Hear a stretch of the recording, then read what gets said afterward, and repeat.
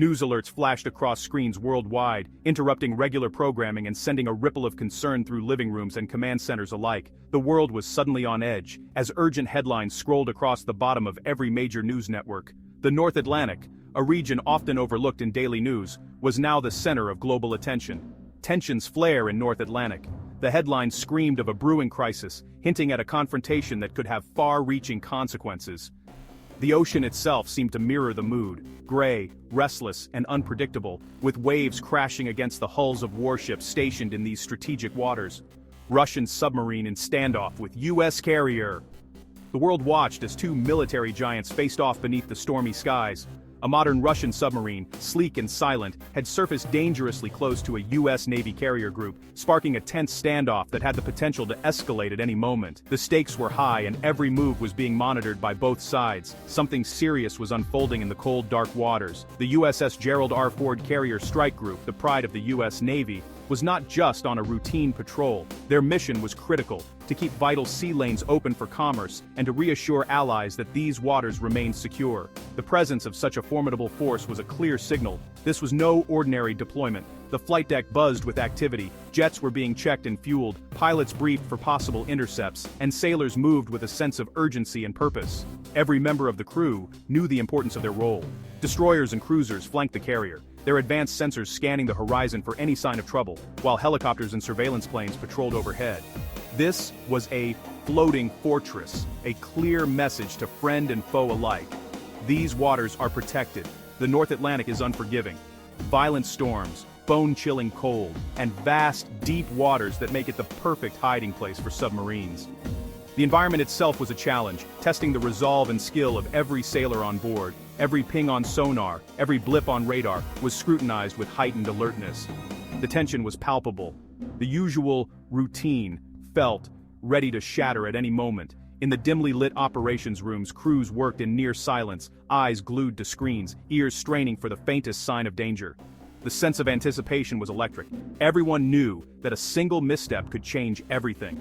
The Ford Strike Group projected strength, not just for show, but as a shield for the free flow of commerce and the safety of allies. Merchant ships and vital cargo convoys depended on this protection to traverse the treacherous waters. But with such strength came attention. Somewhere beyond the horizon or beneath the waves, someone was watching, waiting for an opportunity, or perhaps a mistake.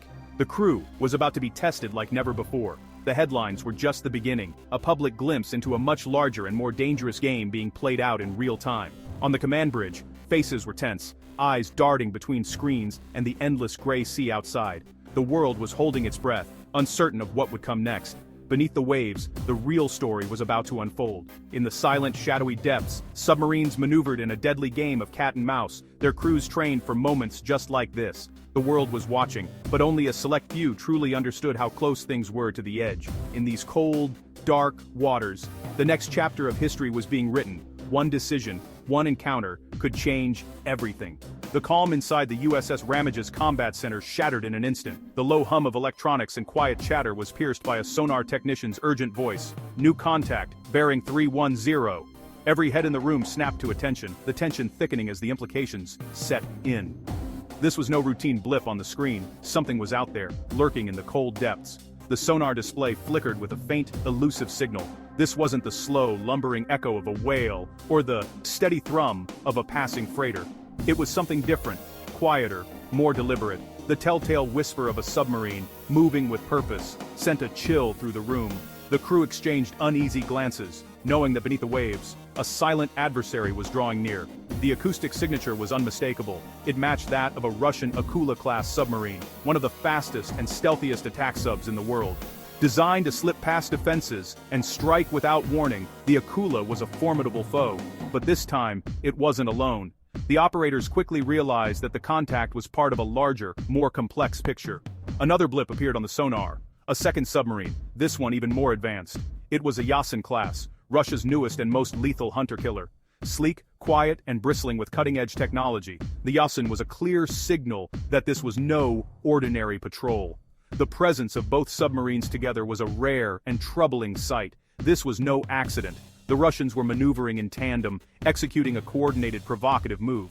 Their actions were calculated, designed to test the resolve and readiness of the US Navy. It was a chess match beneath the waves, and every move carried enormous risk. The Russian submarines were close, far closer than anyone on the American side was comfortable with. Through the periscope, the outline of a US warship loomed, a stark reminder of just how high the stakes had become. The margin for error was razor thin. The report shot up the chain of command in seconds. On the bridge of the USS Ford, the admiral received the news with practiced calm, but beneath the surface everyone understood the gravity of the situation. The presence of two advanced Russian submarines, so close to the carrier group, was a direct challenge, a test of nerve and skill. The Russian subs were probing the defensive screen, searching for weaknesses, gathering intelligence, and sending a clear message. They could reach the heart of the American fleet if they chose. It was a dangerous game of cat and mouse, with both sides acutely aware that a single misstep could escalate into open conflict. For the US Navy, detecting the intruders was a crucial first victory. But now, the real work began. The crew snapped into action, every station alive with activity as they prepared to track, contain, and, if necessary, confront the Russian threat. The submarines had slipped inside the perimeter. The hunt was on, and the tension in the control room was palpable. Every ping of the sonar, every flicker on the screen, could mean the difference between safety and disaster. American sailors worked quickly and methodically, plotting submarine positions on tactical maps, coordinating anti-submarine warfare teams, and deploying sonar buoys to expand their net. Their mission was clear: track the intruders, corner them, and warn them off before the situation spiraled out of control. The silent world below was about to erupt with noise and danger. Depth charges, sonar pings, and the ever-present threat of torpedoes turned the ocean into a battleground where every sound mattered. The Russians had made their move, and now the Americans would answer. The tension between the two sides was electric, each waiting to see who would blink first. Officers on both sides stared at their screens, knowing that history could be written in the next few moments. Beneath the rolling waves of the North Atlantic, a high-stakes game of strategy and nerve had begun. The world above remained unaware, but below, the fate of nations hung in the balance. The game beneath the waves had truly begun. In Moscow, the order was clear: get close, stay hidden, gather intel. This was a test of wills, not just a drill. The Russian captains knew the risks. Success meant priceless data, failure meant embarrassment and escalation. The prize, the sound signature of the USS Ford, a map of its defenses. The Americans understood the game: protect the carrier, but also turn the tables, track the Russians, collect their secrets. Both sides played chess with billion-dollar pieces. The Russians had to be bold, but careful. The Americans, firm, but measured. The North Atlantic became a silent arena of strategy and nerve. Every move was a gamble, every sound a clue. The Russian subs made this a NATO issue. Calls went out. Responses were immediate. British, Canadian, and Norwegian forces mobilized frigates, patrol planes, and ships converged. Decades of training paid off. NATO moved as one. The Russians now faced a multinational dragnet, not just a US group. The message to Moscow was clear: challenge one, face all. The ocean was shrinking fast for the intruders. The hunt began in earnest. Sound was the weapon. P-8 Poseidons dropped sonobuoys, creating a net of listening posts. Ships activated sonar, sending pulses through the water, building a picture of the depths. Towed arrays stretched behind ships, detecting the faintest noises. Finding to hiding subs in a vast ocean was like searching for needles in a haystack. The sonobuoys and sonar shrank the search area, tightening the net. For the Russian crews, the deep's quiet was shattered by relentless pings. Each ping declared, "We know you're here." The passive sonobuoys were even more unnerving, silent, invisible watchers. The hunters had become the hunted. The ocean was turning into a cage of sound. On the USS Virginia, focus and confidence reigned. The crew tracked the Russian Yasen class, silent and precise. Their submarine was a ghost, gathering every detail of the Russian sub's movements. Meanwhile, inside the Russian Akula, tension mounted. The pings echoed, nerves frayed, and the captain barked orders. Every sound felt amplified. Escape was the only goal now. The Russian crew's confidence had vanished, replaced by grim determination. They were deep, hunted, and far from home.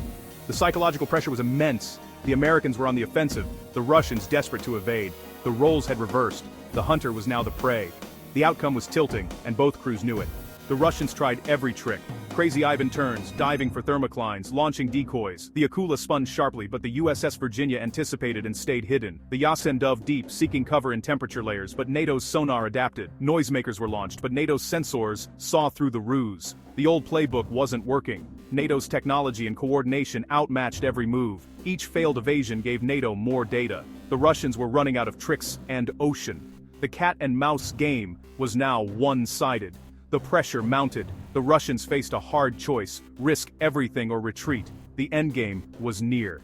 The North Atlantic became a fortress overnight. NATO assets flooded the zone, warships slicing through the waves, aircraft patrolling relentlessly overhead, and a vast armada tightening the cordon with every passing hour. The sea, once open and unpredictable, was now a chessboard where every move was anticipated, every escape route blocked. The message was unmistakable: there was nowhere left to hide. The sonobuoy net was refreshed constantly, a living web of sensors stretching for miles.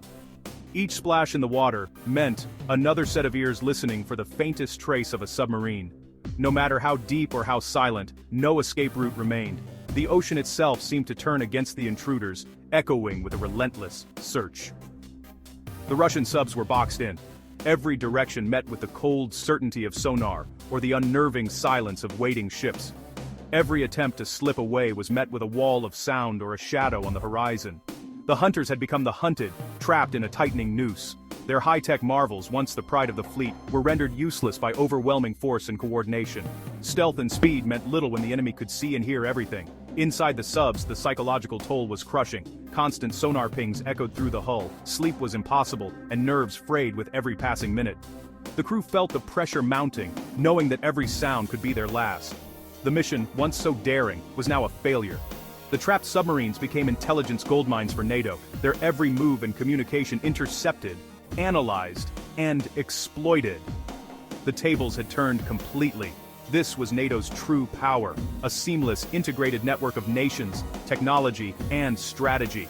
Every asset worked in concert, creating a force far greater than the sum of its parts. The Russians weren't outmatched by a single ship or captain, but by the combined might of an entire alliance. It was a contest not of individual strength, but of unity and coordination. They picked a fight with one, but faced the whole neighborhood. The walls closed in, the perimeter tightening with every hour. Escape was no longer an option, only survival remained. The lesson was clear and brutal. The North Atlantic is not a playground for lone adventurers. It is a domain fiercely guarded by those who call it home. The Russian gamble had backfired spectacularly. Their bold move had only exposed their weakness and handed their secrets to their adversaries. In the end, the only option left was surrender. Defeat was total, and the world watched as the once feared submariners emerged into the custody of their rivals, the North Atlantic echoing with the consequences of their failed mission. Moscow accepted defeat, the order abort and return home. The Russian subs surfaced, signaling surrender, and began the long, humiliating journey back. NATO shadowed them, collecting final intelligence. For the Alliance, it was a quiet victory, no shots fired, but a clear message sent. The incident proved NATO's strength and unity. The North Atlantic remains well defended, not a place for reckless challenges. The data gathered would strengthen defenses for years. The lesson challenging the US Navy and its allies is a mistake. You will be found, tracked, and escorted away. The seas are safe, because NATO is always on watch.